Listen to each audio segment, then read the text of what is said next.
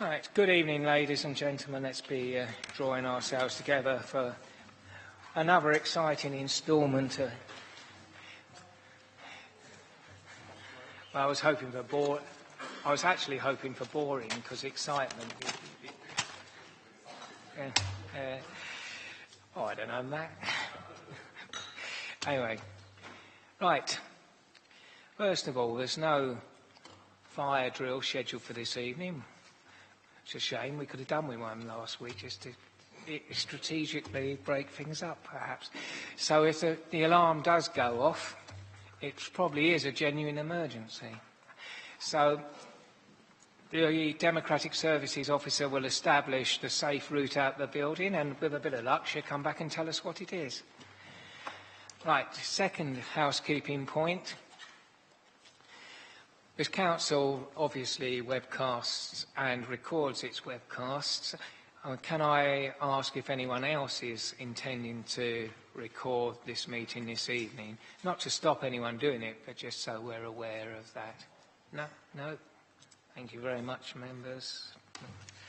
Right, we move rapidly on with the exciting agenda for this evening.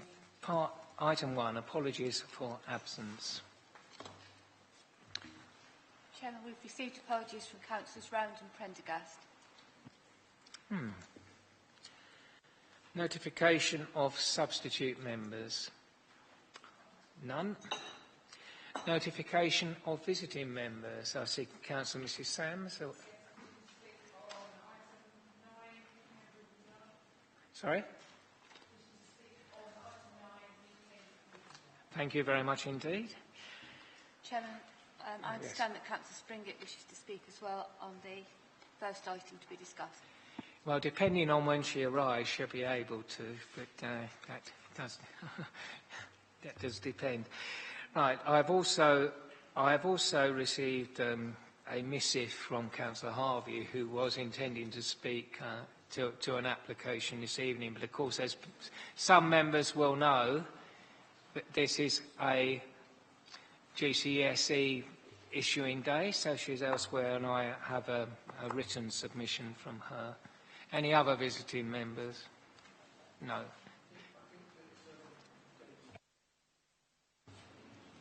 Yes, we've just got that.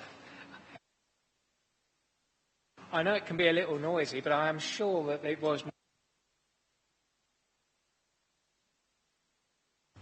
Items 4, items withdrawn from the agenda.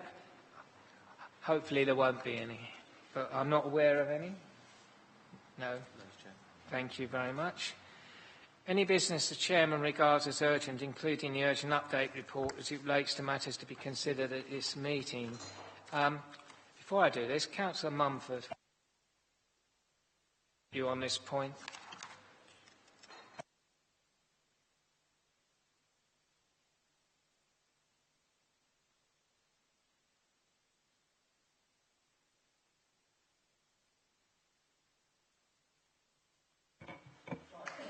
Oh, got it. As this is an adjourned meeting, it's just a continuation of the meeting we had before. There are urgent updates in there that actually change some of the reports, and I consider that we should be hearing applications as they were before the adjournment of our meeting. It could have been a 10-minute adjournment. In fact, it was a 1-week adjournment, so I am saying we should not accept urgent updates. I think you mean that particular urgent update, not the whole thing. Do you, or do you not? Well, I'll try with the whole thing, but particularly the one that relates to the application in Bolton and Chelsea, because the report, 3 parts of it, deals with an application that no longer exists, and we're going to have an application described to us in a different format. So I will hear the application as it was, but not with the urgent update. Yeah, I think this is a matter for some significant debate. In order to move things forward, I would ask the meeting to, at this stage, accept the urgent updates, but I will debate this point when we get to the relevant application, if members are so minded. I think it would be very difficult if we didn't actually agree to at least listen to the urgent updates. We'll take it, and with the agreement of the committee, I will take that item by item when we arrive at it. Because there is a significant issue relating to the Bolton-Monchelsea application, which I think we do need to explore when we get to it. But it would be difficult if we just refuse to take the urgent updates here and now. So can I propose we do take those? Thank you, members. All those in favour, as it's an issue? Those against? Yes, well, yeah, I've agreed that already. Thank you. Right. Right, disclosures by members and officers. Were you not listening, James? I thought we'd do that. Disclosures by members and officers? None, thank you. Item 7, disclosures of lobbying. We'll take that when we arrive at the planning application. Sorry? Well, you never know. There are one or two additional members here who weren't here last time, so I do have to ask again. Councillor Clark was not here last time, so he might have a disclosure, which he did not disclose last time. So that's why I'm asking. Right. Item 8, to consider whether any item should be taken in private because of the possible disclosure of exempt information. The none, the applications shall all be taken in public. Thank you. We now move on to the planning application list for this evening, commencing with planning application 13 on page 35, land at Valley Park School, New Cut Road, Maidstone, Kent. I'll ask the officer to introduce this report. I will tell the chairman for later, so we want to introduce. Yes. Yes. Yeah. Thank you, Mr. Chairman. Just a number of procedural matters to update members on. Obviously, you'll be aware that there are a number of pages on the urgent updates. I understand the Chair is going to give members the opportunity to read those, to familiarise themselves again, because there's a number of updates to conditions and also some additional conditions on those. So I would refer to those and also to the comments that are set out by Councillor Harwood in terms of some of the condition issues and obviously the officer's response on the back of that. It's quite detailed in there, so I hope members have the opportunity to read that. I would also ask for a request to amend condition 24. If I could take members to page 24, and I would request a substitution from reference 120526 and impose reference 131687 on that condition to refer to the correct outline consent. So that's an amendment to condition 24 requested verbally. So this is an application for a 3-storey secondary school with associated access, car parking and landscaping on land at Valley Park School, New Cut Road in Maidstone. The application proposes a 6th-form entry school building which would accommodate 1,200 pupils and approximately 100 full-time staff equivalent. So going through in terms of the application details, in terms of this is the red line boundary, so it's the existing playing pitches for the Invicta Grammar School and the Pent Valley School, which are both located here. I do apologise. Thank you. Sorry. So in terms of just to orientate members, you've got New Cut Road, you've got the A20, you've got the Invicta Grammar School, Pent Valley, you've got the existing playing fields in this locality. The reasons for the red line is principally to detail the access into the site along here, the positioning of the school, the car parking area, and also access to the sports centre that I was suggesting the amendment to that condition on, which is in this location here, and you've got the other associated playing facilities, the mugger, the tennis courts, etc., around here. It's only I'll move on to a lot further detail as So it's just to give you a context of the site. I'll give you much further detail as we move forward. I'll go back to this. So it's the aerial photograph in terms of just to orientate members. Okay, you've got the New Cut Road, you've got the public right-of-way that runs here, you've got the two school sites, the A20 down here, you've got the existing pedestrian access here. In terms of this is the proposals for the new access. You've got existing sports facilities in terms of the Mugger here, existing tennis courts which are outside the application, which would be shared by this new... Oh, is that it? Yeah. Sorry, the screen is very clear, and I don't know why the back projector is reading so badly. There are hard copies of these slides available. That's not great. I think you need to circulate those if people haven't had them. Have you got them? You have got them. Tim, yeah. Can you just jump on that? Yeah, sure. I think we're going to have a slight hiatus for a couple of minutes. I'll bring that forward.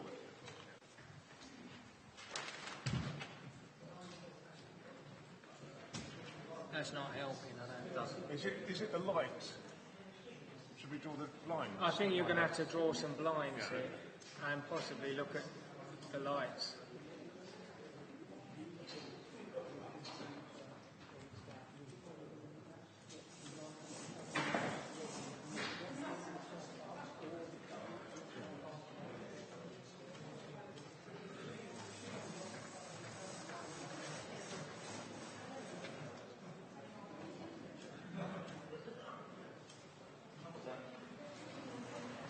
Clive, Yeah. could we just ask for a five-minute break? Because I think this needs to be sorted, otherwise the whole meeting is going to... I'm sorry, ladies and gentlemen, this really does need sorting out, or we're not going to get very far tonight.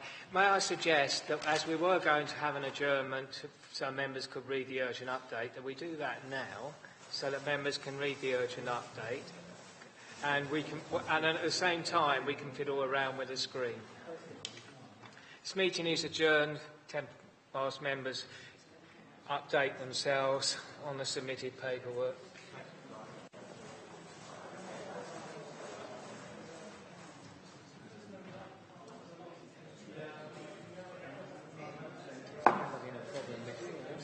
It's a bad night.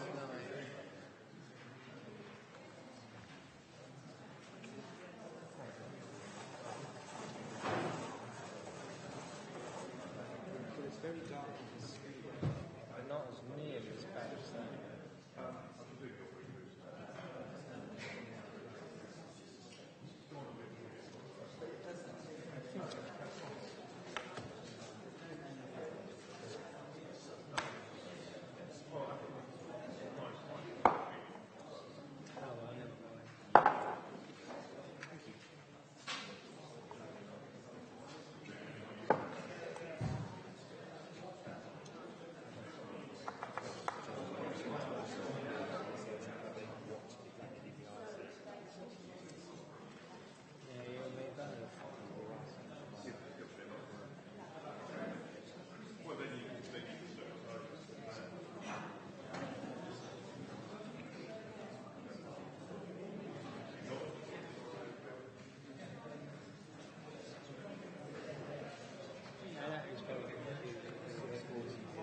I mean, instead of a section 106, we're going to have a condition which is also part of it.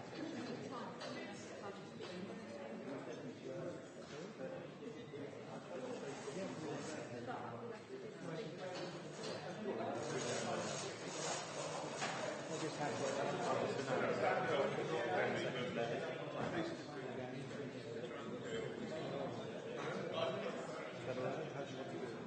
just tell him when the 3 minutes ago.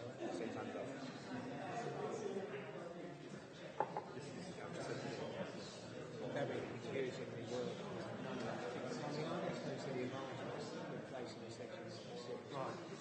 It's quite confusing. And rather section 106 for travel ban with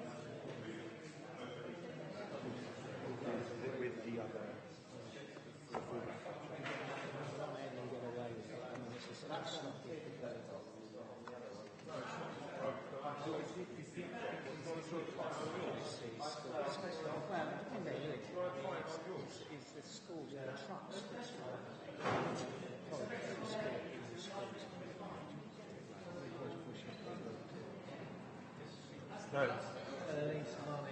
It's still pink though, isn't it? I don't mind if it's pink as long as people can see what it is. It does seem to be better. Yeah, that'll do it. Well, that's better than the screen here. Yes. Right.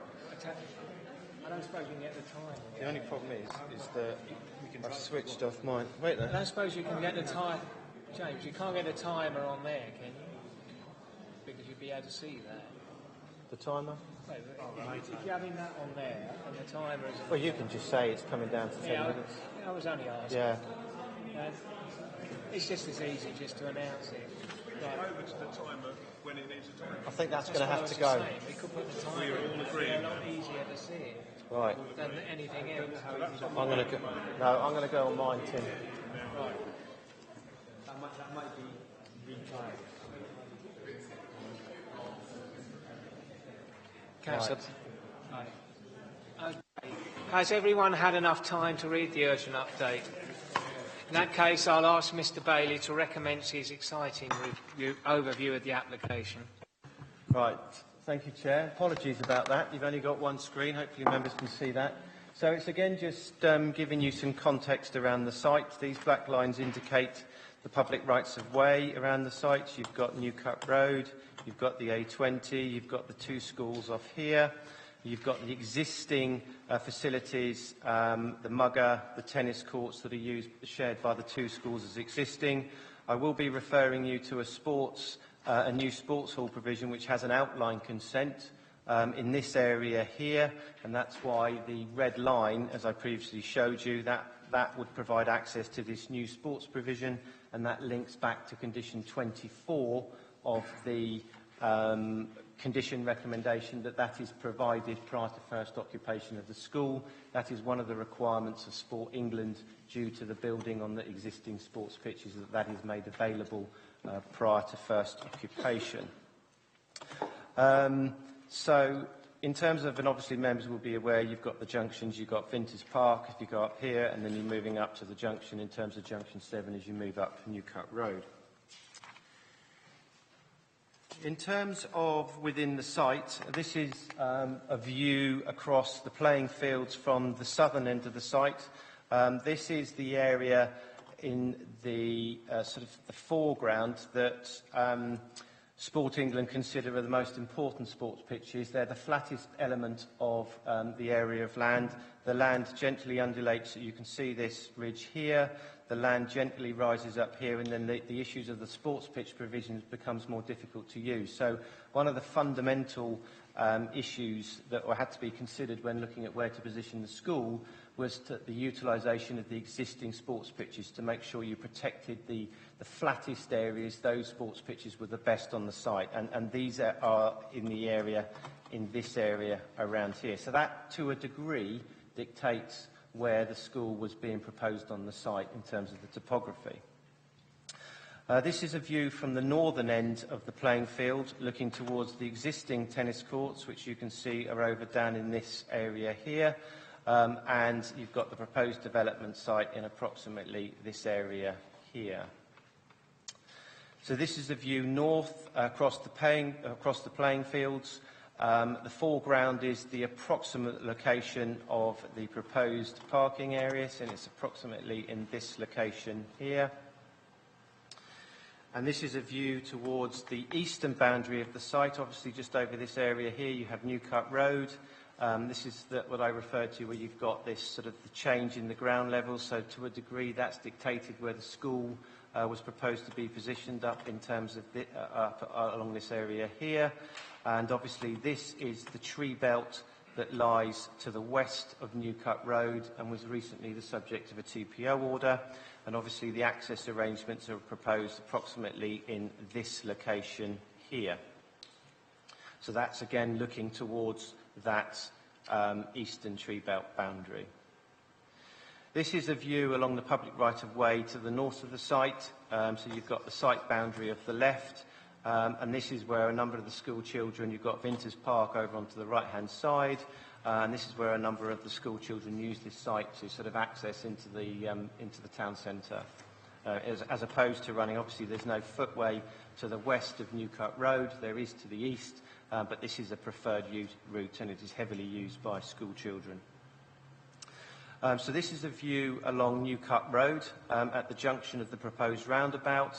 You've got Grovewood Drive south off to the right-hand side here, and this is the position where the new roundabout would be located in this area here, which would extend into this tree belt, and then you'd need to achieve the visibility displays in this locality here. So it does remove, as set out in the report, quite a significant number of trees. One of those is considered to be a veteran tree, a holly tree, and obviously there's an A-grade oak within it and a number of other quite significant trees. So in terms of a landscape designation, that adds to the landscape designation because they were recently considered a TPO, and as you can see they are highly prominent in the site. The report does set that out and sets out that weighs against the proposals, but again these all must be considered in the overall balancing exercise versus need versus harm arising from the development. This is a view of the junction from Grovewood Drive south, and obviously you'll note that within the report on the highway section there are recommendations put forward for a traffic regulation order on here, and you'll see that that's been set out in the urgent update for a section 278 agreement, so that can be captured, and that would be principally in this locality would be to prevent, say, sixth formers parking in this locality during school time. So that is a proposal that has been put forward by Kent Highways, and you'll see that that's in the urgent update amended condition. This is a view along Newcut Road. This is close to the A20 junction. You've got the site of on the left-hand side, and you've got the remnants of the existing ragstone walling along here. And you'll note just within that site, you've got the green palisade fencing, which is actually outside of this application site boundary, and that was put up under permitted development rights some time ago. So you've got view south along Newcut Road. Again, you've got the site on the right-hand side, and you can see where this palisade fencing here. And this is a view towards the existing access in the southeastern corner of the playing fields. What is proposed as part of the application details is to have a pedestrian link that links up through this southern eastern corner with inside the site that runs up, that effectively becomes the eastern boundary of the site, and that provides a safe access for school children who would come along the A20, come up the site because there is no footway on the western side of Newcut Road, so they would divert into the site, come along this boundary and then link up with the internal access roads. This is a view towards the site from the approximate location of the new access. And this is a view towards the site from Vinters Nature Reserve. You can't actually see the floodlights in the distance, but when you're actually on the site, you can see those the floodlights in the distance. And the school site is to the left, behind the dense tree belt. So that's just over to this area along here. So turning to some in terms of the block plan. So this is the block plan of the proposals. So you've got sort of a horseshoe shaped new school provision, 3 stories, extending up to 3 stories, approximately just over 3,000 square metres in floor area, including the 3 stories takes you over to 9,000. You've got the car parking area here for 104 car parking spaces. You've got the access into the site in this locality here. Around here, and I'll show you plans in further details, you've got a circular route. Cars would go into the site here for the staff car parking area. And you've got bus and car drop-off as you go around the site with those drop-off areas as you come around here, which would then link back out to onto the roundabout here. You've got the existing tennis court provision here, bicycle provision in this locality, and this is the building that I was referred to that's got an outline consent that would need to come forward as part of this scheme to provide the indoor facilities due to the loss of the sports pitches as a result of the school proposal. I will show you a sort of a plan that reconfigures the play pitch layout, because that's an important element, and the reasons why Sport England has not objected to this application is due to the provision of the shared use of these existing facilities, this building and this building in this locality, and what they wouldn't want to do is see any further loss of sports field. So I'd say it's quite rare not to have a Sport England objection in this instance, because otherwise that triggers a referral to the Secretary of State. But in this instance, they haven't objected to the application based on certain key criteria. So this is the landscape plan for the whole school playing area. In effect, what you've got to help mitigate the impact, as I said, the report sets out the loss of 30 quite significant trees in the location in this area, plus in terms of the display area that's required in this locality here. But what it proposes to plant is an additional 90 trees in this locality around here to help further screen the impact from the school and also from the car parking area, and also to supplement some additional landscaping in this locality here. In terms of the sort of more in-depth plan layout, you can see it in a bit more detail in terms of supplemental landscaping actually within the site. Obviously, you would sever that landscape buffer across here. Those details are set out in the report. And obviously, as I set out, this was the recent subject of a TPO order, and this is where you'll get the approximately 90 additional trees planted within the site, with additional planting within the site to help break up the car parking area. So turning to the elevation, sorry about the plan form. They are very large plans. I do have some plans that I could pass around to members if they wish to see in far further detail in terms of much larger plans to show you in terms of landscaping. That may enable, because the quality hasn't been particularly good, and maybe Mr Chapman can pass those around just so members can see them. But in terms of the building, you've got 3 stories in height, which has a maximum height level of 12.6 metres. It comprises principally of 2 main materials, which is a light grey facing brickwork and dark grey render with recessed windows framed by coloured dark grey and light blue panels. Originally came in with a white render, which officers considered wasn't appropriate, would stain, would come discoloured quite quickly. And in terms of, the school has said, ideally the solution would have been to get a panel system on the building. The school has said there isn't sufficient monies to get a panel system on that building, and what we've come up with is a solution in terms of a darker render on the site to make the building appear more recessed as opposed to more prominent in the site. So these are the, in terms of the principal elevations, as I said, it's arranged around a horseshoe element, where you've got sort of principally, you've got your front elevation here, this is that side elevation, you've got 2 staggered elements, and I'll go through those details as I sort of move through the applications. Going through the ground floor plan, so you've got, in terms of the principal entrance here, which provides a destination point from the car park, you've got this horseshoe arrangement, central courtyard area, principally area where students then would gain access into the buildings in terms of these locations here, and this would provide sort of a landscape courtyard area within the site. But what you've clearly got is a sort of a destination route which shows where the entrance of the building is, and then you've got sort of a secondary entrance here. So that's proposed ground floor, proposed first floor plans with vaulted areas, proposed second floor plans, and again in terms of the proposed roof plan. And what the roof plan does show you is that the site can accommodate PV arrays on that roof to make the credentials of the site more sustainable. So in terms of just going through sections, I won't spend time on those. These are just showing the sections through the buildings. And then in terms of, you've got your 3D perspectives of the building. So in terms of, you've got your car park area over off to the right here.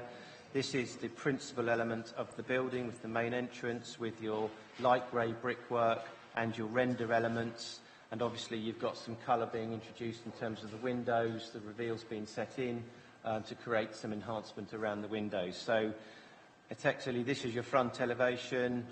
This is the sort of the horseshoe arrangement as you're looking from the south. This is looking from south to north. This is the internal courtyard area with the various other entrances. There's 3 other entrances here, which will allow access onto this courtyard area. And then this is looking further from the southern playing pitches. These are the important elements of the scheme that must be retained because they're flat and highly usable. And then this is the perspective you get with the partly existing landscaping that you've got along here with the additional landscaping and how the building sort of nestles into the site. One of the sort of the key elements about the design and the positioning of the building is so it sort of sits into part of it sits into the slope, it utilises the topography, the ground levels, and it uses the backdrop of the trees to help assimilate it as much as it can into the landscape. Acknowledging it's a very large building on the site, however, there is very substantial landscaping around its perimeters. This is the detail that was submitted as the various transport options. I'm not going to go into detail because they are set out in the officer's report. What officers asked for is the various options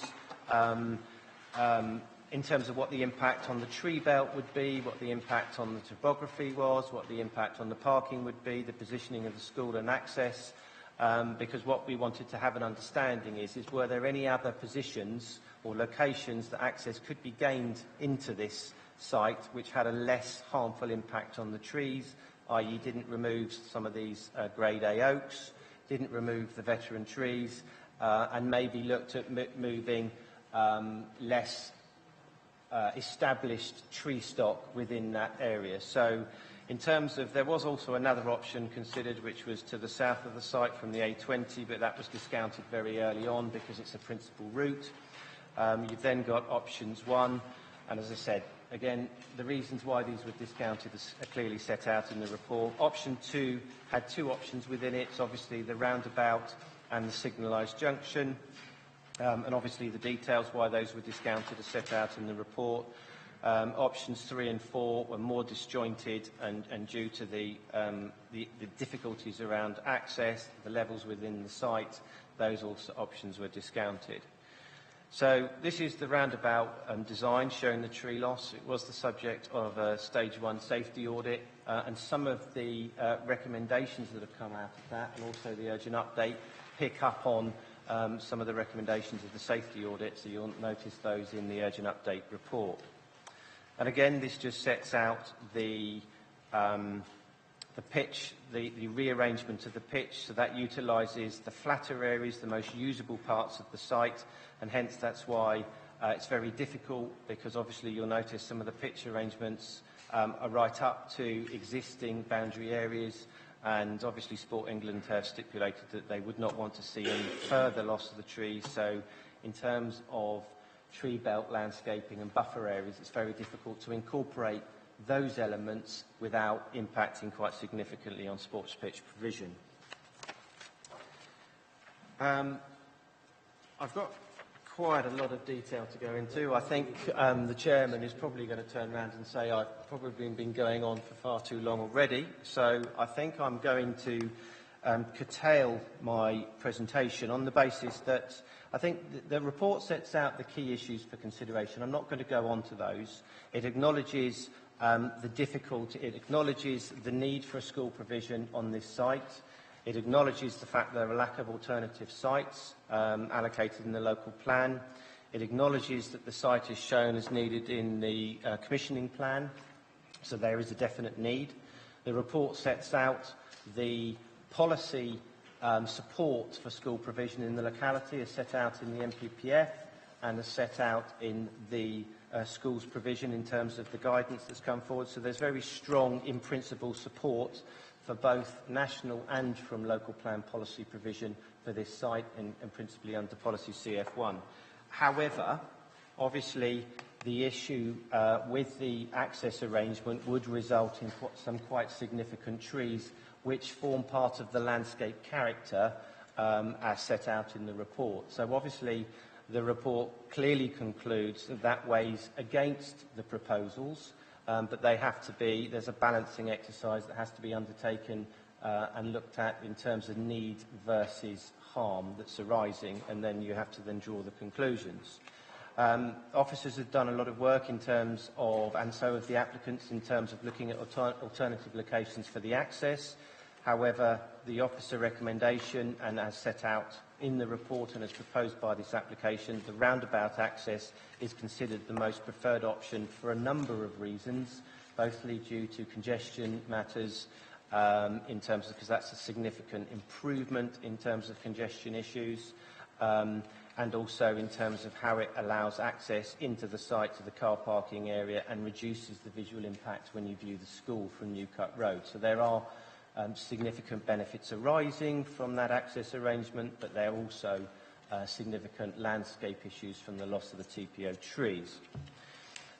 In terms of all other matters, in terms of Sport England, haven't raised an objection to the application, which is quite rare on occasion like this when you're building on a sports pitch provision, but they have set out those conditions which are included in the officer's recommendation.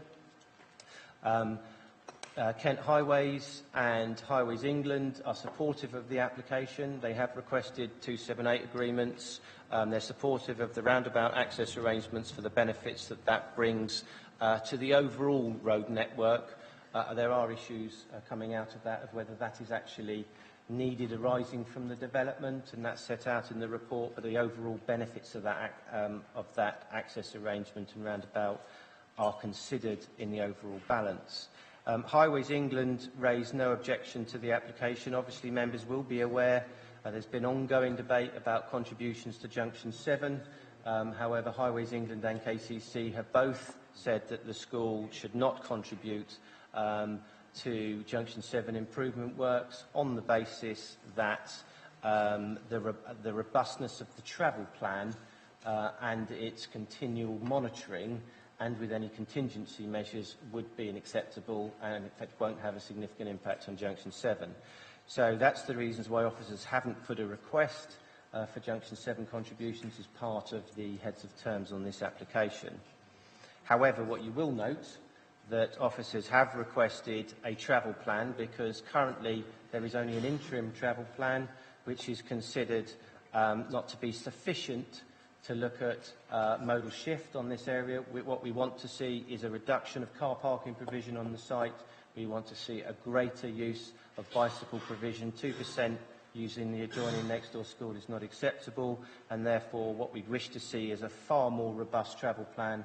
That's why we put it into the heads of terms on the section 106, and also that's why Mr Jarman has got requesting for full delegation to beef up the terms of the travel plan and in terms of the mitigation measures through negotiation, and also the contingency measures which could be used for a number of sustainable transport measures in the locality.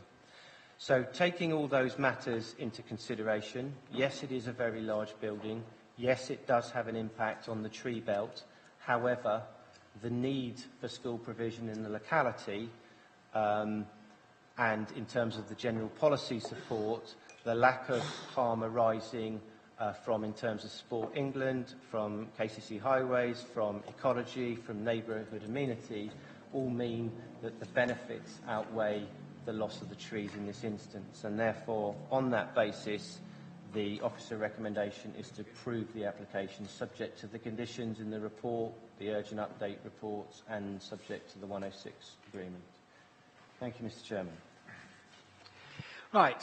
I'm glad that was a brief report. We now move to the public speaking part of the evening, and I'd ask the legal officer to just briefly give a short statement about how that will work this evening. Good evening, ladies and gentlemen. This is a short announcement for members of the public and in particular those who are speaking on an item this evening. As you've just heard, the item is announced by the chairman and then the planning officer introduces the item. The chairman will then call the speakers, which is what is going to happen shortly. When you hear your name called, please could you come forward to the table in front of you and take a seat. To speak, press the middle button on the microphone once. The button will turn green and the ring around the mouthpiece will go red. You will have 3 minutes to speak. I have a timer here in front of me, and I'm going to call when your time is up. You'll be able to finish your sentence or point, but if you could try to finish fairly briefly once I call your time, please. Once you've finished speaking, please press the middle button again. It will turn white and return to your seat. Visiting members. You may hear some of the speakers referred to as visiting members. They are members of the Council, but they don't sit on this committee. They will have 3 minutes to speak, but they have no right to vote on any of these applications. Thank you. Right. Our first speaker this evening is Mr. Hayday, an objector, please. If you come forward, sir, you have 3 minutes, as the legal officer said.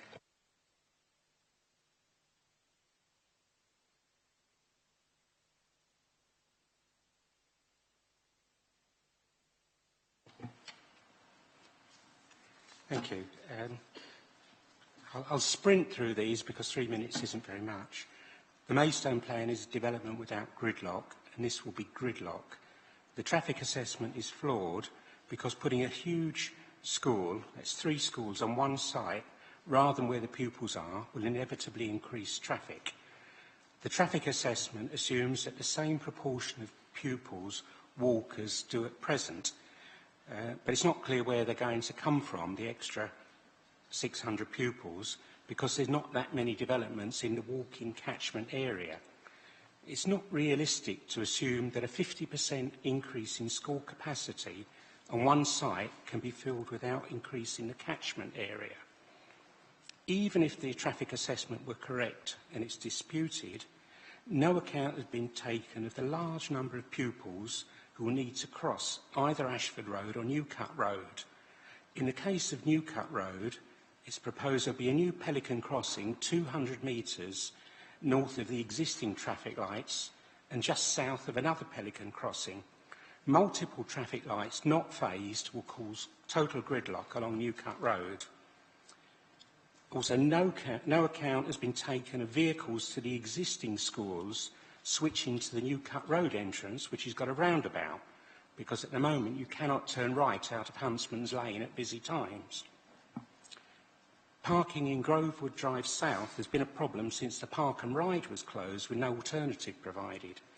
Yellow lines in Grovewood Drive South would push that additional school parking and drop-offs into the smaller side roads.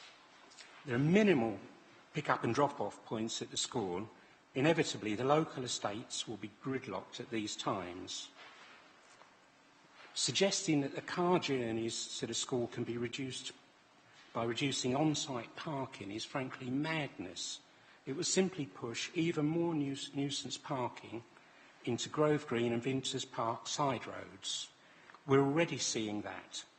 I was a school governor at a school on the Oakwood Park site for 8 years, and a continual problem there was complaints from local residents with parking outside the houses of sixth formers and the like. More parking on this site is needed, not less, and it should cater for all staff, all visitors and the sixth form. If it is decided to enlarge this already large school campus, then consideration should be given to a roundabout entrance at the Turkey Mill site, because you cannot turn right outside Turkey Mill. There's been accidents there already, and there are no local residents there to be blighted by the entrance. At the moment, this roundabout, which the councillors are saying is just the other side of... If you could draw to a close, please, sir. This roundabout is just the other side of the garden wall for many residents, and then a bleeping Pelican crossing, a real nuisance of cars accelerating and braking at that point. Okay, thank you very much. Sir. Councillor Davis, Boxley Parish Council, please. Ah, yes, he is here. Well, I think he's a different person.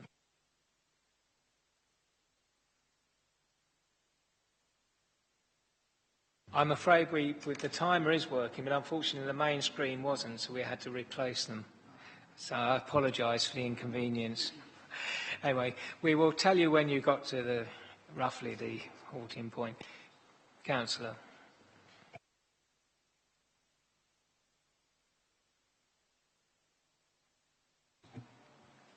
Good evening.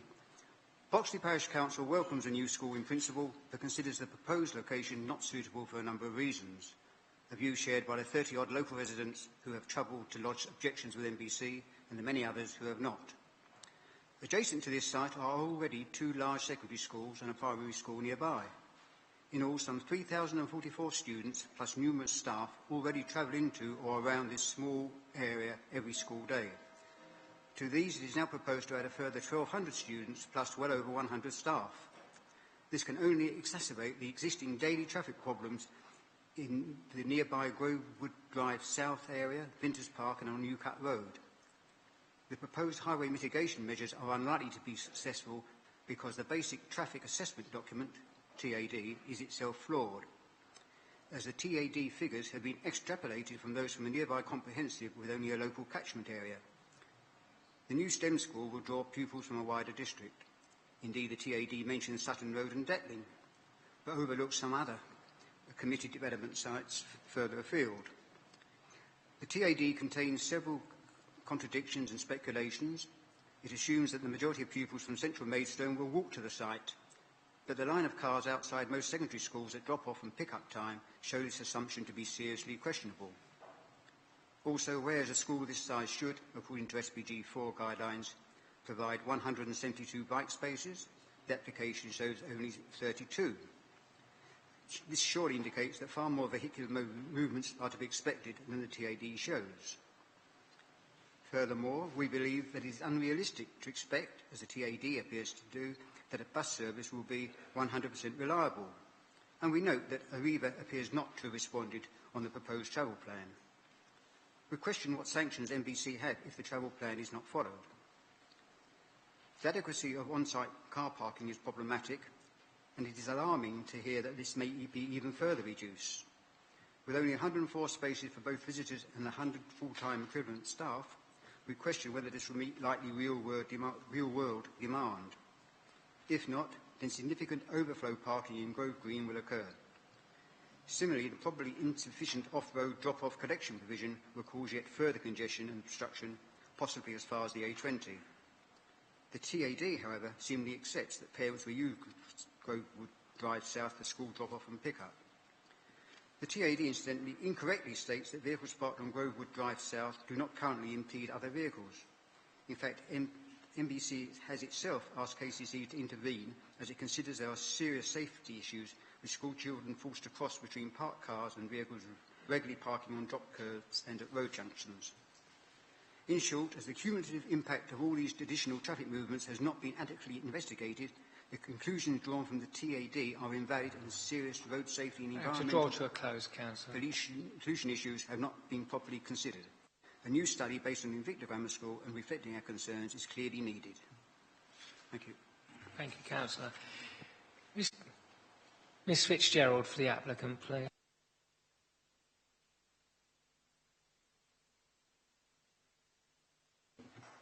Thank you, Chair. Good evening, councillors. Thank you for letting me speak this evening. The application before you seeks consent for the erection of a 3-storey secondary school with associated facilities. It will look to accommodate 1,200 pupils when it's at full occupation. That means that it will gradually fill through the years as opposed to being full on day one. There is an identified need within Maidstone for additional secondary school capacity from September 2018, and this proposal has been identified by the Education Authority as being able to assist in meeting that need to 2021-22. The scheme has been cited to minimise the impact on the surroundings. Regard has been given to land levels, quality of sports pitches, impact on trees, ecology and general functionality of the overall proposed campus, amongst other matters. Whilst it is accepted that the scheme will have some impact on the environment, we have endeavoured to propose the best solution when having regard to all material factors. The committee report before you is detailed, and as such I don't intend to rehearse all the issues again. However, it is important to stress that we have listened to local concerns and adapted the scheme where possible. For example, we're now proposing a restriction to the parking within the Grove Green estate to prevent parking by pupils or staff, and have reviewed the access proposals in detail, as you've seen in the presentation, to ensure that what we're proposing is the optimal solution for the site and surroundings. Similarly, we have significantly increased the proposed tree planting on site and have agreed to an increase in cycle parking provision. The creation of a campus school working in partnership with Invicta Grammar and Valley Park will enable a safe environment for pupils to move freely within it, so reducing the need for pupils to walk down unlit footpaths, whilst ensuring the best possible education solutions can be provided via shared facilities and skills, all of which is in the interests of the children and the children of Maidstone to come. The campus arrangement and shared facilities also reduces the amount of land required to deliver a secondary school of this scale, and therefore ensures the impact on the area in which it's to be sited is generally minimised. It is considered that the application before you provides the best solution to meet educational need within Maidstone, and we would ask that you support us and this proposal to assist us in delivering this facility in time for the need becoming apparent and therefore to meet the needs that Maidstone has. I am obviously happy to answer any questions that anybody has, but thank you very much for your time. Thank you for the offer, but unfortunately under the rules of procedure you can't do that. Councillor Springett.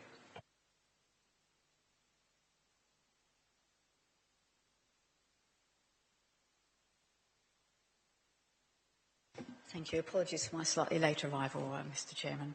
One of the things, first of all, I have lived in this area, this particular area, for over 30 years, and I'm very well versed on the traffic impacts on this area.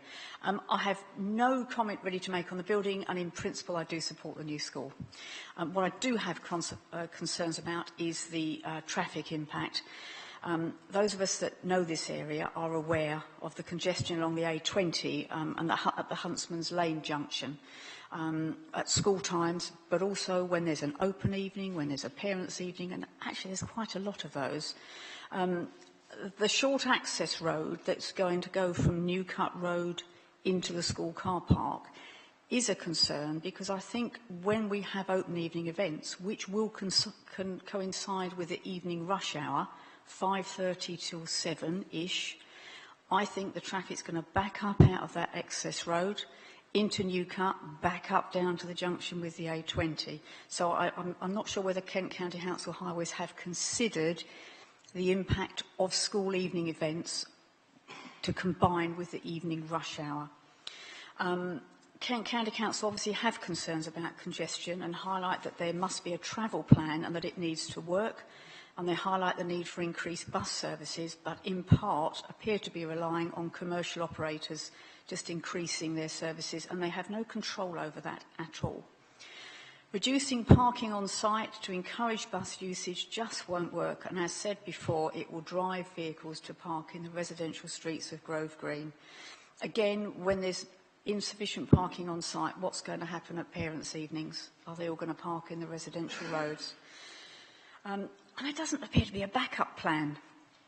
If the travel plan doesn't work and they don't all walk or cycle or come by bus, I'm not quite sure what the backup plan is, because KCC have acknowledged this will cause congestion. At both ends of Newcut Road, the junctions are at near capacity, and all the way to junction 7. And KCC have actually asked in their letter, they've asked members to note that the increased congestion that will be created locally cannot be fully mitigated. I would ask KCC to look again at the access arrangements to see if a better option can be found to avoid the congestion and also to avoid the loss of so many mature trees. I'm really saddened that quite so many mature trees need to come down, and I just would like another look at this as to whether there's another option. I think that's all I want to say. I've nothing against the school. I have serious concerns on congestion. Thank you, members. Thank you, Councillor Springett. Right, the school site is actually largely in my ward, but the access to it comes from numerous directions. So I will take Councillor Cox as being essentially the most immediately adjoining member, first of all. Thank you very much, Mr. Chairman. We've heard an awful lot of facts from the Boxley Parish Council and for other objectors, and we've heard some of the mitigation that's given by Ms Fitzgerald. I think what we've got to be concentrating on is what's there at the moment, not on the actual playing fields, but what's adjacent to this, what's near. I think we're getting upwards of 2,500, 3,000 pupils that are already here. And although the start and finish times of the schools are staggered, I don't really see how that's going to affect, as I was informed at one of the open evenings about the site, because the distance that the pupils have to walk from here to get to Vinters, to the existing Valley School in Victor, Valley Park, is going to actually clash. I think the traffic programme that we're going to, the walking and the parking on site, I think needs a lot more looking at. We should be encouraging children to cycle. I believe someone's mentioned that there are 32 spaces that are actually on the plans that we've seen come round, and they were saying there should have been 130 odd. I think we need to look at that. I've heard about the option 2, where we're going to have a roundabout, and I think anybody travelling east on foot is going to have an awful lot of difficulty coming out of the school and heading towards where they may live in the adjacent housing, because children seem to find the pass of least resistance, if I can put it like that, a bit like water or mercury. They do not head north 400, 500 yards and then cross over and walk down. They're going to go the nearest way out of there. I do agree with Councillor Springett and the way that we should be looking possibly onto the Ashford Road to look to ease two problems: the existing amount of pupils we have and this addition. Because I agree, we need secondary schooling in Maidstone. But it does need to be looked at. I've heard that KCC have said that highways think there's no problem. But are we also looking at the pedestrian access around here? We looked at the farm track that goes towards Vinters Valley Trust and through into the other schools. That is poor at the moment to get children out and through onto the Newcut Road, and I am very worried about the amount of pupils that are going to gain access across that road. I don't want to be here in the future looking at figures that could come to us about accidents from pedestrians crossing Newcut. I think we need to look at this a bit more, or be assured that if we approve this, that the officers will seek to find much better solutions to this. Lastly, it is greatly saddening me that we're going to be losing these trees. You've all heard me about transplanting and that sort of stuff. We can't do that with these. But I'm sure we could be looking at how this was approached before it was brought to us in planning. And that road, the wall, the ragstone wall that is in front of the palisade fencing, very mysteriously suddenly just started to disappear. And I've seen where it's gone, I don't know. We were told, look, here's the road, here's the path, and here's the wall, and then we've got a palisade fencing behind it. Well, I'm afraid that's the character of this road. That wall goes all the way round. What did? But I'm afraid it doesn't anymore. It's very strange how ivy has eaten and eroded ragstone. So I hope we can have a couple of answers to that, and that other people have a turn to speak. Thank you. Quite remarkable, as you say, Councillor Cox. Councillor Harwood, I think you are next. Thank you, Chairman. I mean, it's not often you actually get an application that arouses such visceral anger as this has with many of the surrounding local residents. And I think many residents have different concerns and different layers of concern. But I think we need to set some context here in that the open fields of Vinters Park were enjoyed by generations of local people, except for a period where, in the Second World War, where the Canadian Army was stationed there, which did leave subsequent generations of children. They're quite exciting, you know, for finds of live bullets, and in one case a live hand grenade that were found on the site. But then, interesting, there was housing use, because the Canadian Army left their Nissen huts, and Nissen huts were used to house the homeless of Maidstone. Then it became school playing fields, and you've probably heard the story that when I was at infant school, I used to meet a dog called Emma for lunch, so, you know, in the field there.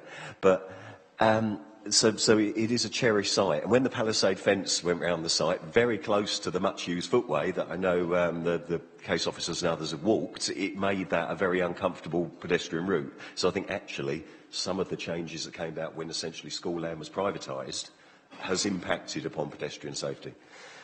However, we are where we are. I think there's a need issue. I think the need for a school is clearly not in North Maidstone. The need for a new school is clearly South East Maidstone.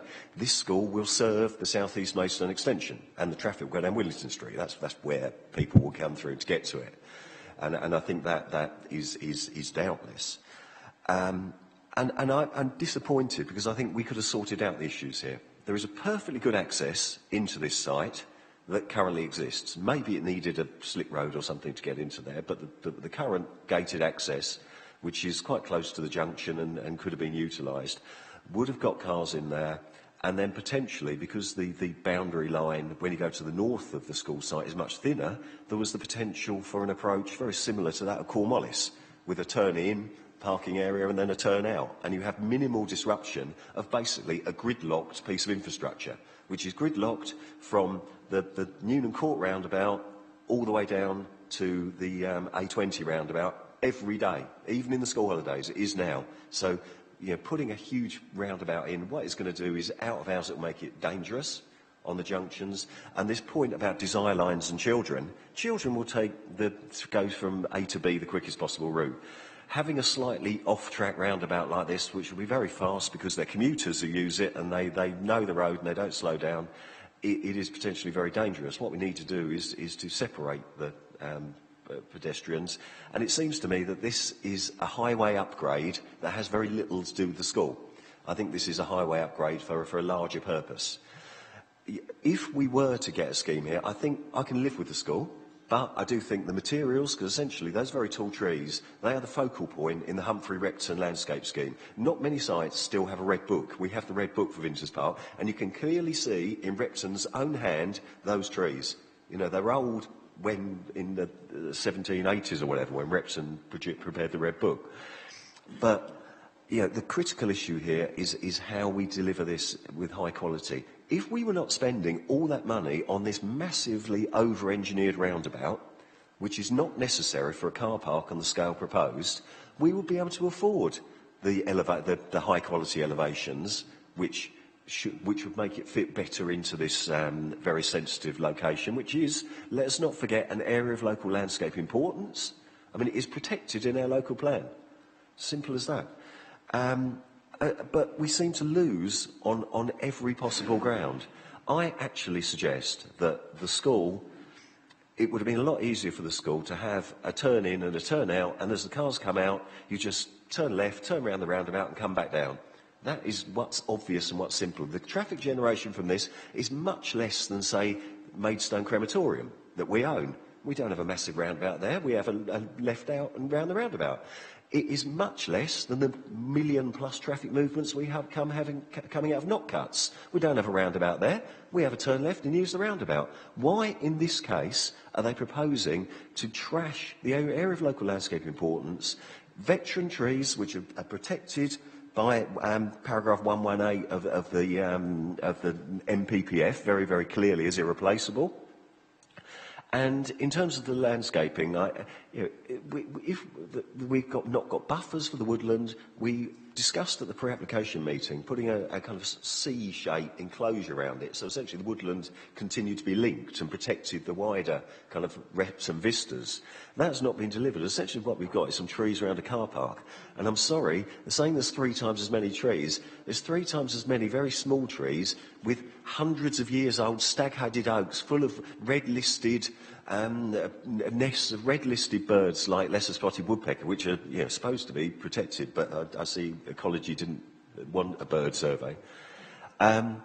This has got to be rethought, and I think the approach here is that we defer for a rethink of the access to impose less harm on the area of local landscape importance and protected trees and biodiversity and local residents on the other side of the road, and we provide an entry and exit system consummate with the traffic generation from the school. This is a relatively small car park. It does not need the size of highway infrastructure that's proposed. And with that, I think the school get their permission. It's much cheaper. You can improve the elevations. It's as simple as that.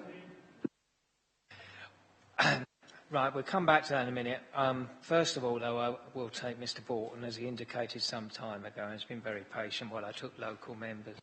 No, that's fine. Thank you very much, Mr. Chairman.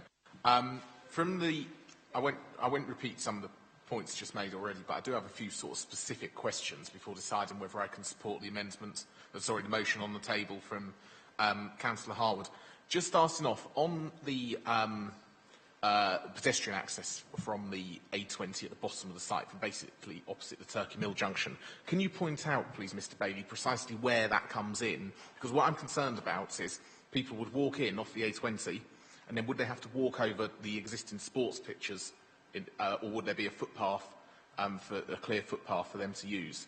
Because I'm concerned in the middle of winter, for example, when it's been chucking it down with rain, they might it might be a bit of a problem. That's just a minor point, which I'd appreciate some sort of clarification on, but came to mind when we're going. The problem, of course, with increasing parking provision on site is that I'm not quite sure how you do that without losing some of the sport pitches, which we've tried, and the desire, and we've protected as much as possible.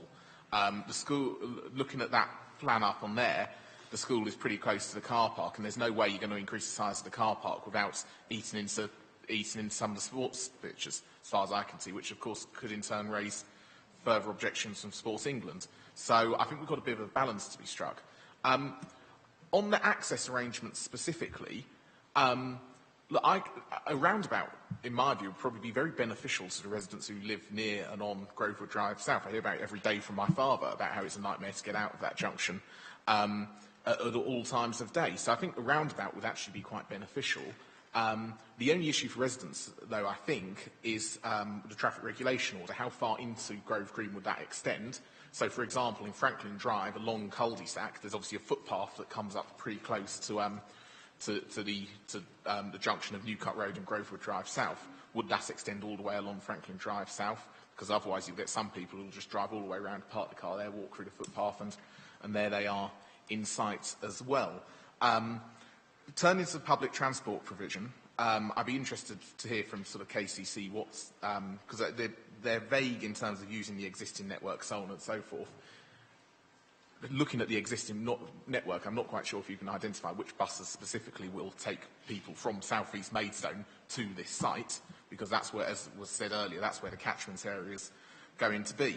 Obviously, the trees have just been covered by Councillor Harwood, so I won't go over that again. But I do think, look, there's a lot of, I think, issues with this on a whole variety of things. Again, I'm not against the principle of a school here whatsoever. In fact, I actually think this could work, this school on this site. I'm very pleased with a number of sports pitches and the sports pitches that have been retained. Where the school is the worst sports pitch I know from my own experience as well. So I do think we're nearly there. If we can just iron out some of these minor details, I'd be happy to support this application. I'll bring a highway officer in shortly. I would have to say that I agree with much of what you said, Councillor Portman. I don't think that that there are a couple of points are actually minor details. I think they are details, but quite significant ones. Many years ago, I was actually chairman of the governors of Vinters Boys School, and I believe, like Councillor Harwood, I was a former pupil of said excellent establishment, which has furnished a number of councillors and at least one local MP over the years. So I know this site very well. I can have to say that it is problematic getting to in some ways, not just driving, but actually if you see what happens when students are trying to get in to the schools on that site on foot, up Huntsman's Lane, up Square Hill, and through that rather congested area under the railway bridge, you often want to close your eyes because it looks like a run-up to the early stages of an episode of casualty about to happen. And I'm amazed that there are actually as few accidents as there are. So there are issues. I would say that you have to be careful about making them worse. Some of you will know Southborough School. It's got a very expensive footbridge across the Lewes Road, which no one at all ever uses, ever, because they walk across the Lewes Road, not the safest thing to do if you ever try to cross by the lovely traffic battered signs at the corner of Shields Crescent, dodging the sliding vehicles on a frosty winter's morning. It's quite dangerous. I think we should be very, very careful about building in expensive roundabouts which will not be used, and the pupils will then go straight across the road. Secondly, I do have and I did raise this at the pre-meeting, as did other councillors. I have a very queasy taste in my mouth about essentially trying to get the school to pay for what appears to be a highways project. Now, I'm not saying that's not a worthy project in some ways, as Councillor Bourne said, but whether the school should actually be paying for it, I really question whether that falls within the proper parameters of the appropriate seal tests.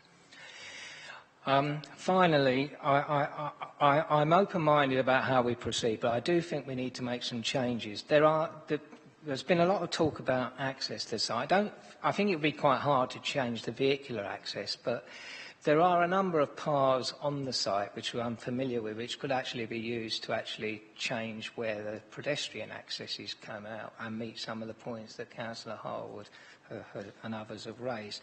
So I think we need to be careful because this is a sensitive site which is going to have a major intensification of use. It needs sensitive planning and treatment, which I thought we'd had quite a productive pre-application discussion, but it didn't seem to take on board, as far as I can see, any of the points that local members and councillors made.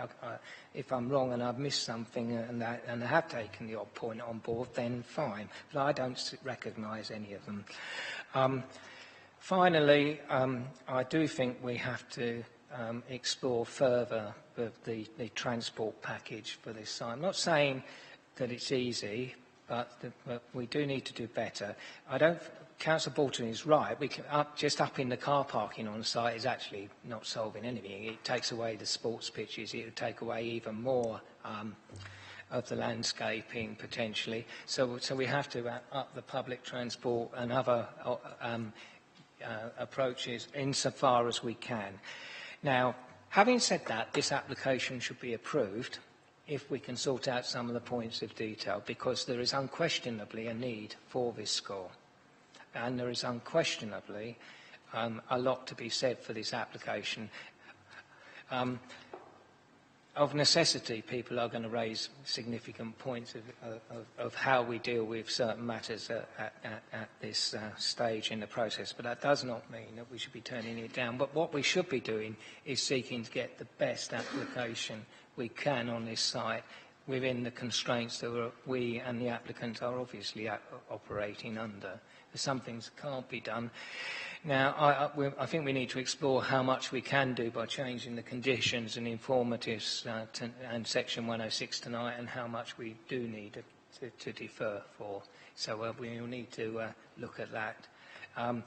Now, we've said a lot about highways and access and arrangements, so it's only fair, having said that, to now ask Mr. Wright from Kent Highways to say his piece. Thank you, Chairman. Schools, by their very nature, do have an impact on the transport network, and I've certainly heard a lot of discussion about the site access arrangement. I think on that point, in fairness to the applicant, they've not arrived at this proposal by accident.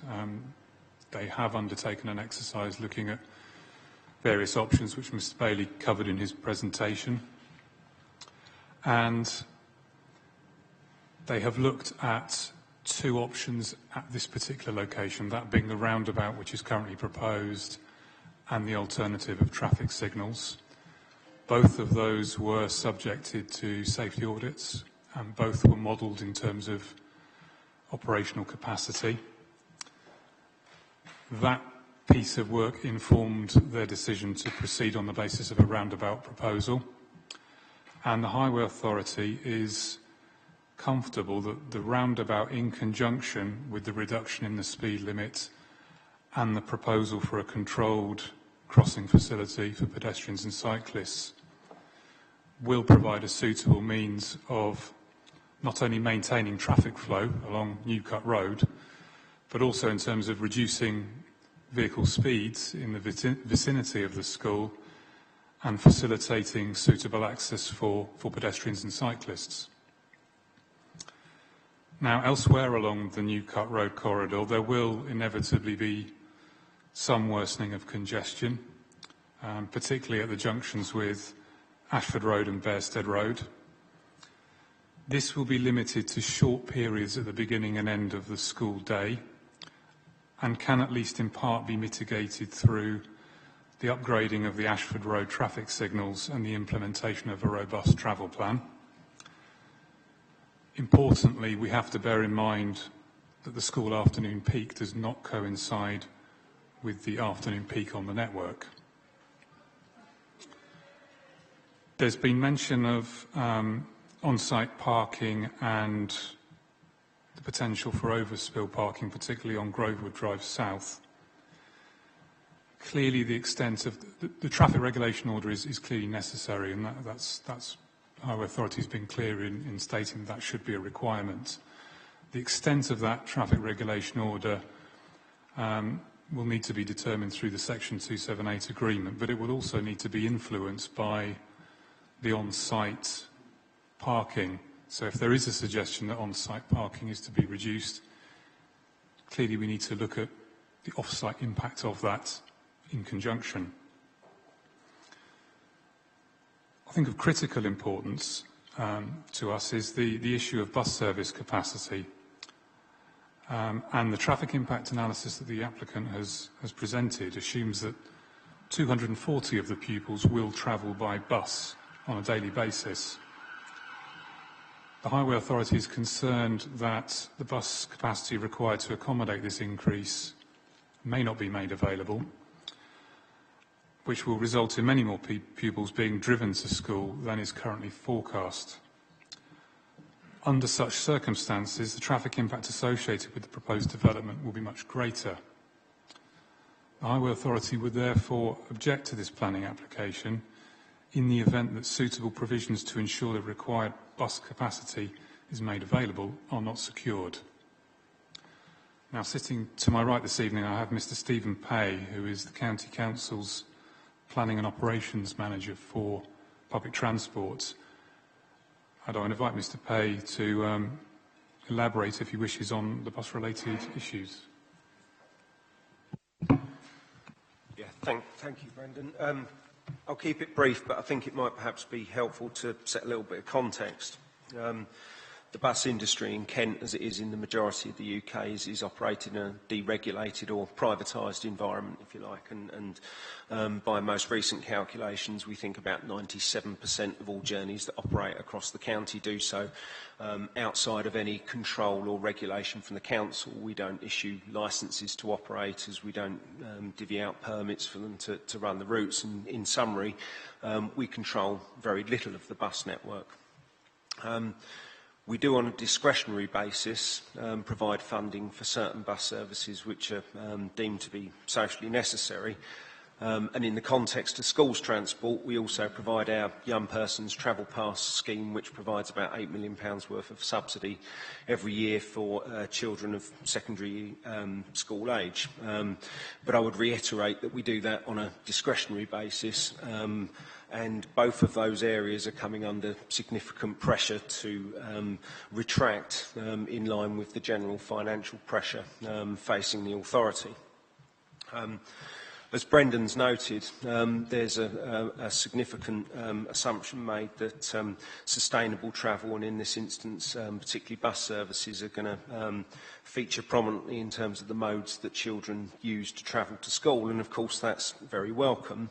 The concern would be is how those maybe new services, or certainly additional capacity on existing services, are going to be provided in the absence of funding, because I think I could state quite clearly that the County Council are not going to be in a position to provide them.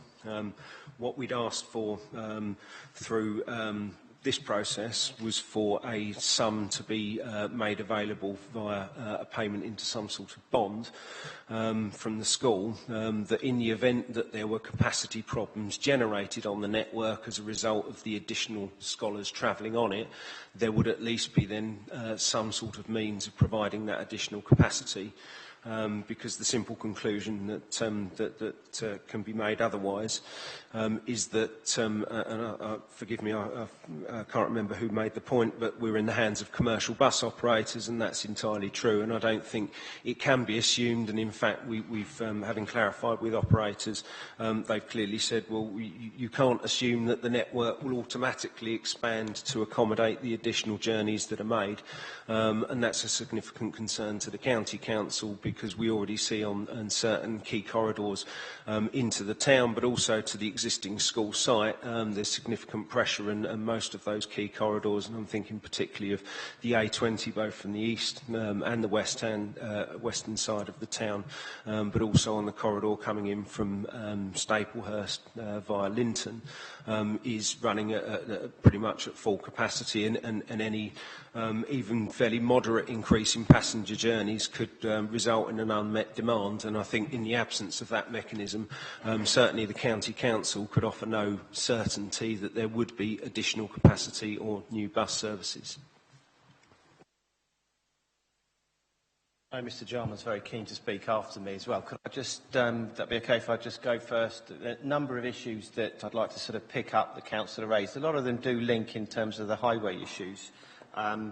Try and cover as much as I can in a short time. Obviously, it's been mentioned about the issues of differences between the cost of the roundabout and in terms of the signalised junction at this access point. As set out in 6.28 of your report, the applicant has confirmed that they're roughly the same cost. So in terms of both those positions, there wouldn't be a lot of difference between that, and those calculations have been provided by the DHA, the consultants for the application. What I'd really like to do is pick up in terms of, because obviously in the report, what we've sought to do is, there is an interim travel plan that's submitted. Now, I'll be honest, the Council doesn't think that's robust enough. And I agree on that basis, because you'll notice in terms of the heads of terms, what I would like to see coming forward, and that's part of the proposals that we've suggested in this report, we don't want to see that 104 car parking spaces. We want a modal shift. In order to get a travel plan to work, and as we've got a monitoring fee, the request has gone to Mr. Jarman for full delegation to agree that sum. What we want to do is, in order to see that modal shift, you need to see a reduction of those parking spaces, because most of those are for the 100 staff provision that are provided on site. So we want to see a smaller car parking provision. We want to see a robust travel plan that details that. We want to see increased on-site bicycle provision. And you'll note the amendment to condition 13 on that issue, where we want that to be provided up front on first phase. And then obviously they'll have to provide details. So we're asking for 86 cycle parking spaces, and then how they provide details of the 172. Now, I think I would refer you to paragraph 6.44 of the report, because what we're saying in that report, and what we're saying in the amended heads of term in the urgent update report, is that we want a greater robust travel plan that's going to get a modal shift. We can look at a contribution. We don't think that the KCC's request for an in perpetuity bus contribution meets the tests, but as you can clearly see in 6.44, what we would like to do is agree a ceiling figure with the applicants, which can look for the provision of sustainable transport measures, which can be used for a variety of measures, which would be set out effectively in the travel plan that we'd have to negotiate with the applicants. And they could cover those matters that are set out in those bullet points. Those are just examples. They're not exhaustive. There could be other areas. But I do agree with members on the concerns about getting a true modal shift on the site. But we can't just provide the parking provision on site and the no cycle provision. That's not acceptable. We need to see a real modal shift. The only way to do that is to tighten up on the travel plan, create, I know it's difficulties because members generally like to see a greater provision for on-site parking, and I understand the concerns on that, but in order to get a true modal shift, we need to tighten those issues. We're very limited on the constraints in terms of Sport England with regard to the play pitch and the provision of the play pitches, as I've already said. So there are constraints around that issue, and I'm going to wrap up soon, so I know Mr Jarman's coming in. I wanted to pick up the point that Councillor Borton raised regarding the access, the pedestrian access to the site. You'll notice on this plan what we proposed, what the applicant has proposed. This is the existing access point that comes into the site, and what there is proposed, you can't see, is a pedestrian footway that would take you up within the site and link up to the main access point. So in terms of people using the Ashford Road currently, or how they would use it, you could come along here, you could come into the site, which is the existing entrance, you'd use the footpath, a new footpath that would link up with here, takes you off the New Cut Road because there's no footpath on that provision, and would create greater link. Now, I can see, obviously, I can see what members are turning around in terms of saying this is a heavily used pedestrian route, the public right-of-way that links into Huntsman's Lane that runs across here. I've witnessed lots of school children using that at turnout time. We did look at the issues whether we could have a similar access point that would link in within the site so school children could link up and then go back in terms of the town centre. On the basis of the school pitch provision and everything else, that was discounted because you can get the crossing points in here, would link up to the access, and this is a point where children cross and there is pedestrian crossing facilities already there. So they were considered during the application, but then I would just finally add, I get members' strong concerns about the access points in terms of the alternative access, but I would just point out to the various option scenarios that are set out in your report from 627 to 630, which did look at those various option reports. Now, obviously, there is an alternative. There are alternative uncontrolled priority junctions that could be included. There are signalised junctions that could be included. So I'm not saying under any stretch of the imagination they couldn't be, and obviously the access options assessment clearly sets out where those options could take forward. However, based on those issues as set out in the report and the capacity issues and the issues in terms of retaining structures on site, you've seen the levels within the site, the distance that some of those access points would take you away from the car parking areas and all those other such matters, the loss of play pitches that Sport England had serious concerns about. If members asked us to defer the application to go and look at those alternative options, they have been looked at. The consequences, which I can say like on options looking further up here, away from those trees, those grade A trees, the veteran trees, the option on that would undoubtedly be a loss of sport pitches. That would take us back to Sport England. I'm just appraising members of those consequences that would come forward to investigate those alternative options. I do understand the concerns, and we've clearly set out the landscape impact and the impact of the loss of the TPO trees. They are very significant material considerations which weigh against this in landscape terms. However, the balancing exercise that's been undertaken on this report looks at the needs against the harm.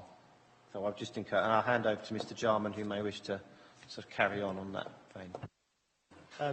Yeah, it was to seek clarification to aid aid the debate, particularly in relation to what Mr. Pay said. As I understand it, this is what can be termed a specialist school of science and technology, mainly for engineering subjects. As I understand it, there's been a lot of discussion about the catchment area, but there hasn't been any clarification of it. Presumably, it does include the western part of Maidstone Borough. I'm thinking of the Allington area, where there's a lot of housing development proposed and indeed permitted.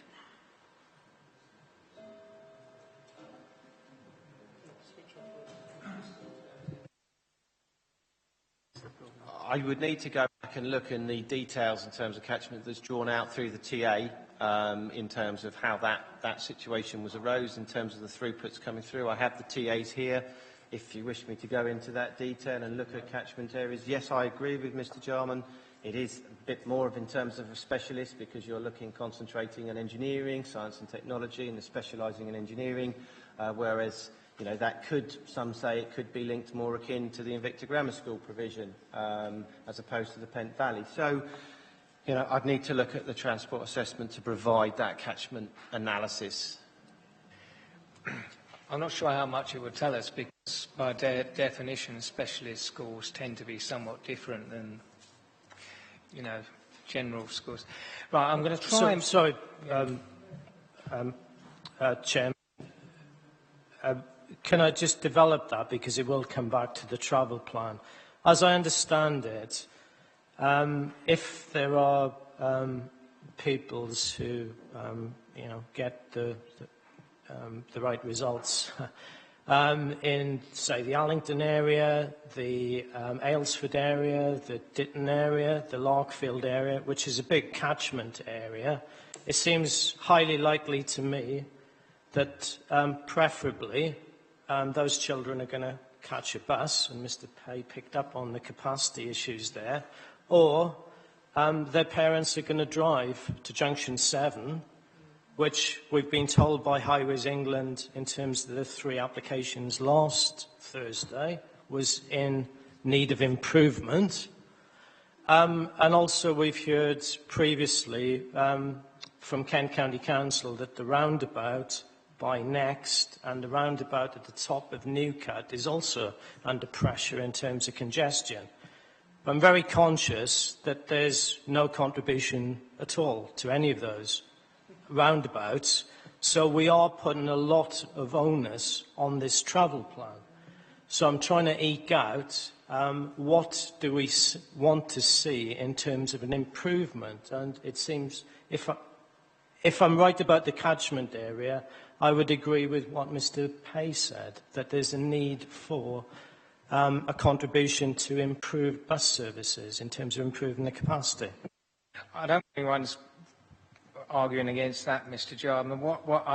I think what you've just said, though, does reinforce my point. With specialist schools, you're not talking about what we normally think of a catchment area. You're talking about a wider area, just like with MGS or Invicta, you're talking on the same site.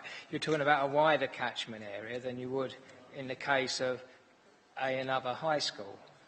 Just like St Simon Stock, because it's the only comprehensive in Maidstone, draws from a wider area because it's the only comprehensive, and it is also a Catholic school. Having said that, I think we need to bring this to a conclusion, at least tonight. Some members have suggested that they wish to defer for the 2 issues, interlinked issues that have been raised. I think it's been fairly clear from Mr. Bailey and Mr. Jarman, I don't want to put words in their mouth, but I think I'm being right in summarising this, but they are, shall we say, not optimistic about what that deferral would achieve, but nevertheless I think we do need to pursue that before we go on to any other points. So I will come back to Councillors Harwood and Cox in a moment, but before I do that, Councillor Powell, you have not yet spoken, and so I will take you first. Yeah, thank you, Mr. Chair. And it's just to confirm what you've just mentioned. I mean, Councillor Harwood said about a deferral, which I think is absolutely the right thing to do. I'm a little bit concerned about this application because we seem to be going around the houses. There's so many different things that's been brought to the table here tonight, and it obviously means that something hasn't actually been, the work hasn't been done properly up to this stage. There is a clue here in item number 5.4, which is Arriva buses, no comments received. That's because they can't say anything. They can take kids backwards and forwards to school, but what are they going to do for the rest of the time? They won't be able to make money on this route. There's going to be kids shipped in from all over the place. I can't see them cycling from Alresford down to where the school is in the middle of November, when it's teeming down with rain, etc. They're going to be looking for other forms. I think this whole report has got to be thought through a lot more. Areas have got to be addressed. And just to say, I'm a little bit disappointed that it's been brought to the table tonight at this stage. We've spent over an hour and a half talking on it. We're not going to get anywhere. And so I would agree with Councillor Harwood that we do defer this. Thank you. I think, to be fair to officers, I don't actually think there's a huge disagreement between members and officers on the travel plan. There are some issues there. I think that the issue does seem to be about the access and the roundabout and the issues there. So I think I would, as it has been moved and seconded, I would ask the movers of the motion to defer to be very, very clear and specific about what it is they are seeking to achieve. Because,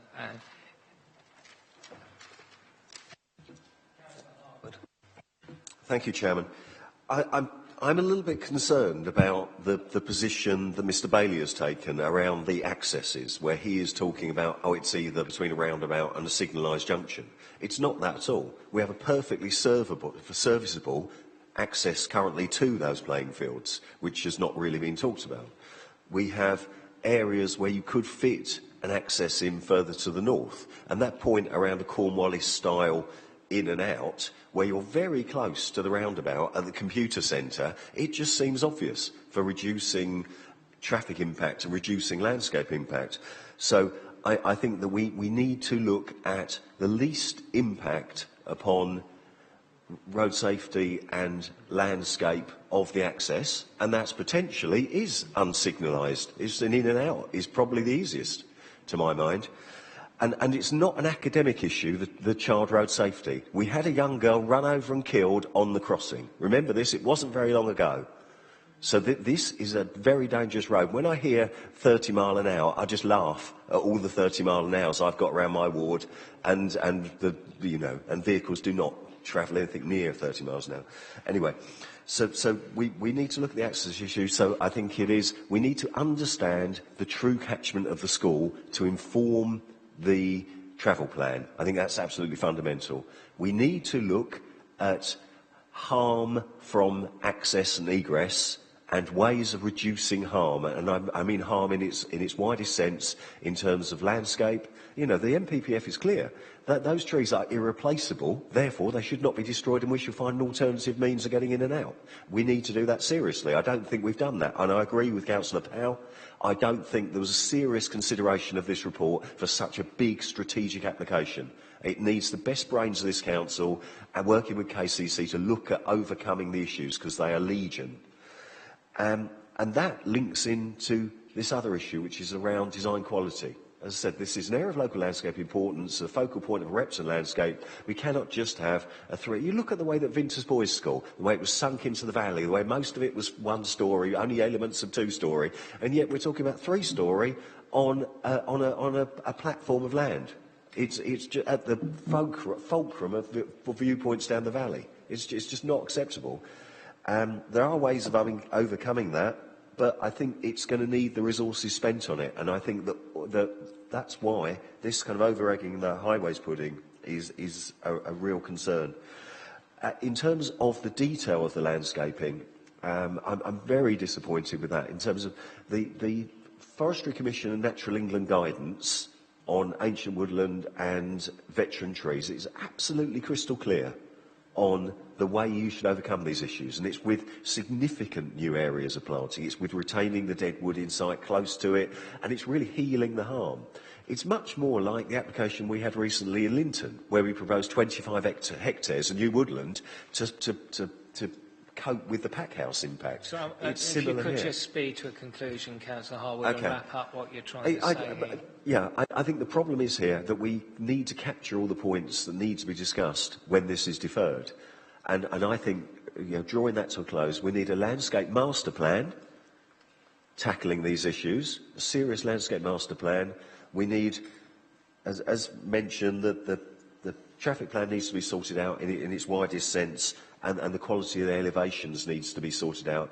In terms of access and egress, I am not concerned like the officers are about loss of pitches, because actually there is dead space along Newcut Road, along the edge, where you've already got existing kind of cinder tracks, and I believe that they can be utilised and built into this scheme. But I think your point that you made, Chairman, about this not being a normal school, this isn't another Valley Park. It's much more like Invicta in terms of its catchment, and that needs to be understood.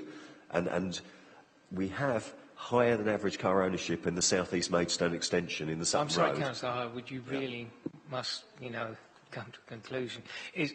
So far, I've got access, landscaping, master plan, design quality, in particular the elevational treatment, transport planning, and the particular access to the site. That's quite enough to be going on with. So unless anyone else wants to add anything else, Councillor Cox. Thank you very much. I'm not going when to we were vote, hearing yeah, I'm from just gonna get KCC, I do have just 2 points. I totally agree about the landscaping master plan. We need to prove that the travel plan is robust. But when we were pointing at the roundabout, as Mr Bailey was, he said there are crossing points on the roundabout. And I sort of had a bit of a, whoa, how does that work? You said there were crossing points on the roundabout, Mr Bailey, and I wanted to know how that actually happened. And also, if we're going to have a traffic regulation order about preventing parking on the estate, I agree wholeheartedly with what Councillor Borton says. It shouldn't be just that one road, because people will walk the extra 150 yards and park outside it. And also, it shouldn't be 6 months or 8 months, because it takes 2 years to get these things in place if you don't do it when you need it, and that's now. We need to make sure that it's from the day the school opens, not after it. I think those points are covered. Right. I think we've got a clear view as to what the movers and second of the motion wanted to say.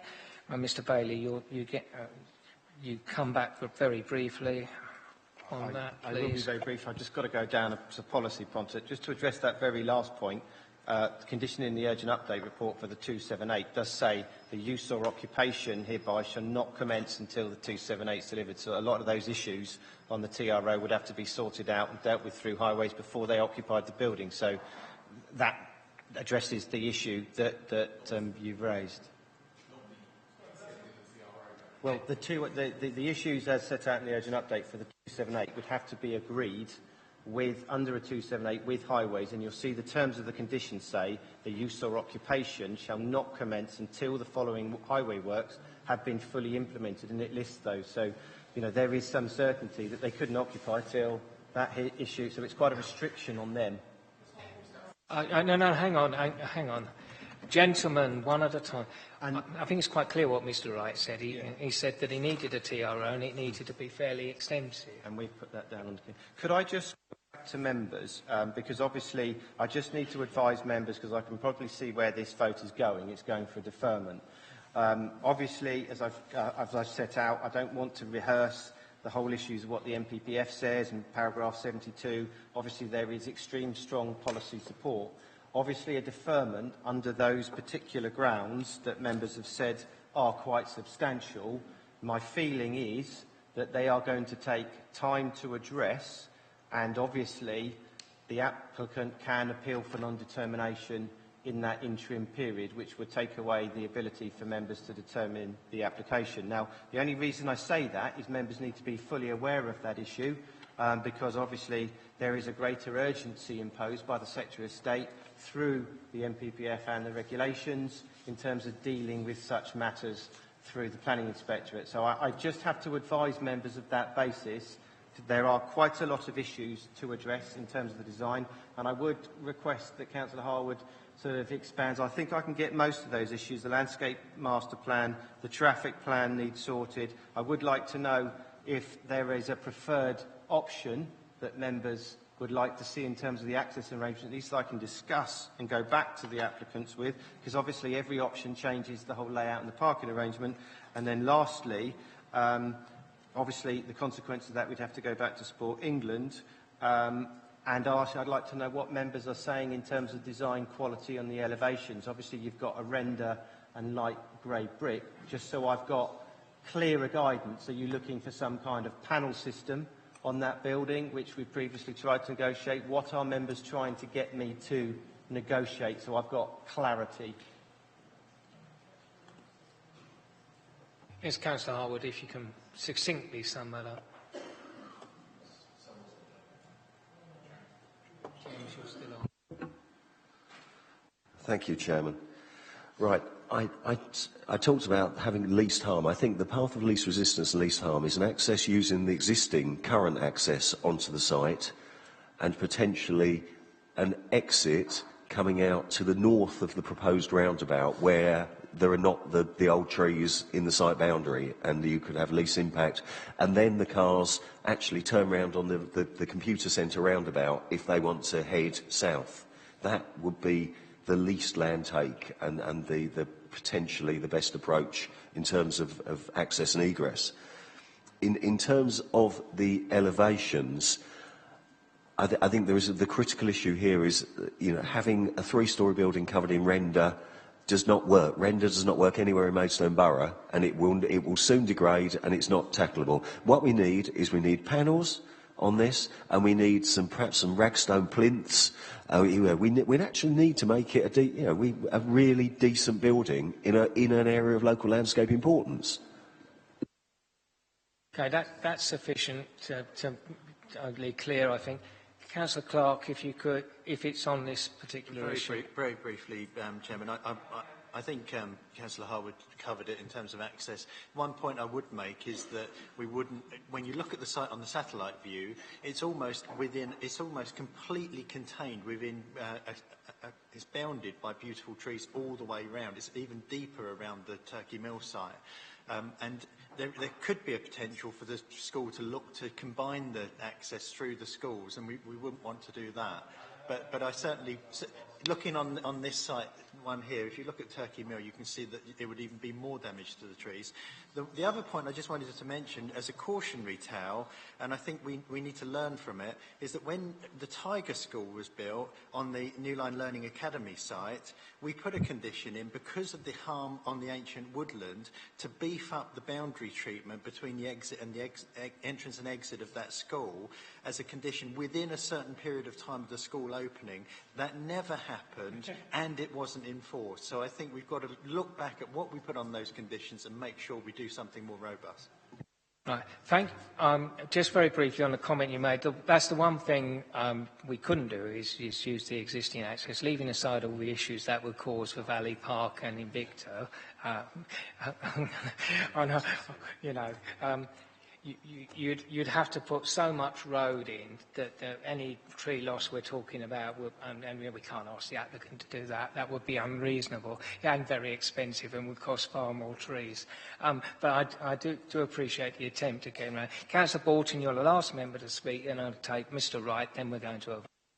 There's one absolutely key point on the access. If you were to use the existing access to enter the site and another access further to the north of the proposal to exit the site, and that is the impact on the sports pitches, the most valuable sports pitches in the southeast corner of the site. Although there is a very, very narrow track sort of heading up the eastern boundary of the site, is it the officer's view that Sport England would raise an objection because I assume you'd have to tarmac that path, and certainly the nearest football pitch, the touchline, is very, very, very close to the side there? Would that result in Sports England raising an objection to this because obviously your tarmac path would have to be much wider than the existing the existing path heading up there? I think that's an absolute key point, because there's no point talking about the existing access if that will result in a Sports England objection. Very quickly, and then I'm going to take Brendan. No, because that was a specific question I want you to answer it now. Sorry, Mr. Wright, I'll come to you very quickly. Thank you, Chairman. I said Mr. Bailey, and then I'll come to you. Sorry, I did just have a chat with KCC about to address the key issue of whether that existing access is acceptable. He'll come back and address that point. With regard to the issue on the access, undoubtedly it is, as I previously said to you, to members, that obviously the southern part is the most usable part of the pitch, the flattest area. If you have an access going down that southern part, is undoubtedly going to erode the existing sports pitch division. I can't say categorically the Sport England would object, but it's highly likely. They've been very clear and specific that the only reason they're not objecting is because of the mitigation that's been put in place. If you erode those pitches, then, yeah. So, but if Brendan could answer the key issue about that existing. Yeah, the existing access is in very close proximity to the traffic signals, the new cut, Ashford Road Junction. So really, we couldn't support its use as an access to a large school development simply because there would be too many conflicts between the turning movements, and it wouldn't be in the interest of highway safety in that location. Right, thank you very much. I think we've rehearsed the arguments, so that's very clear advice. I am going to move to the vote now. It has been moved and seconded that we defer for the reasons that Mr. Bailey previously read out. Those in favour of deferral for those reasons, please indicate now.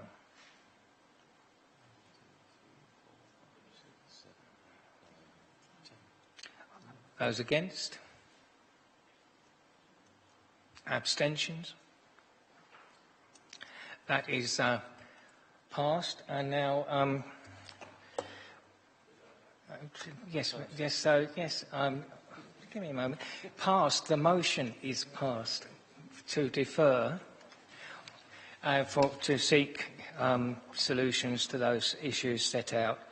Now, members, that's taken us to the appropriate time, I think, for this evening's tea break. Please resume at 8:05, and if members of the public and others would care to leave at the same time.